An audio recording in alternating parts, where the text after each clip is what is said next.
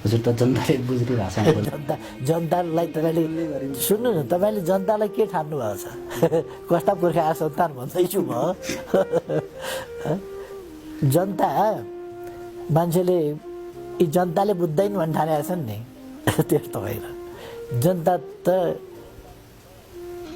यी त वेद पढेर आएका जनता, त्यस्ताका पुर्खाका सन्तानहरू यिनका पहिले पढ्न पाएनन् होला 200, 400, 500, 700 वर्ष अगाडिदेखि, तर जिनमा त छन्। 200-400 वर्ष 700 वर्ष अगाडिदेखि तिमी यो जातको, तिमीले पढ्न हुँदैन, तिम्रो यो गर्नुपर्छ, तिमीले यस्तो गर्न पाउँदैनौ भनेर भन्यो होला। केही शताब्दीको कुरा हो, हामीसँग शताब्दी होइन, लाखौँ पुस्ताको इतिहास छ। त्यसकारण अलिक वर्ष तपाईँले एकदमै अलिक वर्षदेखि पढ्न नपाएका, केही शताब्दीदेखि पढ्न नपाएका छन् नि, हो तिनका छोराछोरीलाई पढाउनुहोस्।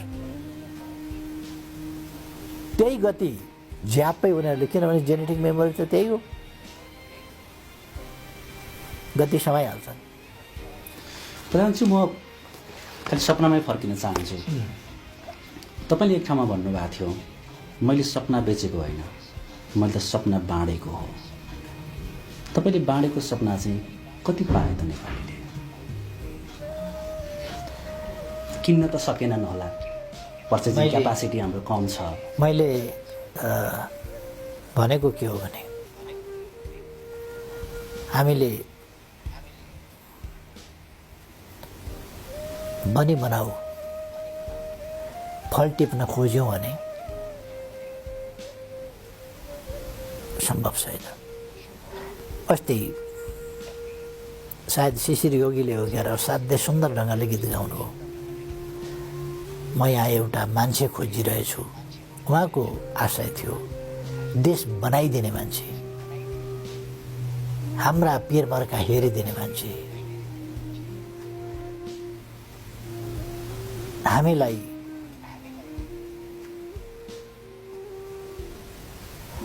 यो दुःखको परिस्थितिबाट सुखको अवस्थामा पुर्याइदिने मान्छे खोजिरहेछु। मैले बोल्नभन्दा अगाडि उहाँले गीत गाउनु भएको थियो, मैले त्यही कार्यक्रममा भने अब हामीले मान्छे खोज्दै हिँड्ने होइन, म बनाउँछु मेरो देश भन्नु पर्यो। हामी बनाउन सक्छौँ। हामीले मान्छे भगवानले पठाइदिन्छन् भन्ने ठान्नु हुँदैन। भगवानले पठाइदिन्छन् भने पठाइदिएका मान्छे हामी नै हौँ।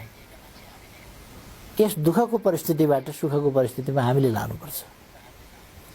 बन्जरलाई हराभरा हामीले बनाउनुपर्छ, सुखालाई सिंचित हामीले गर्नुपर्छ।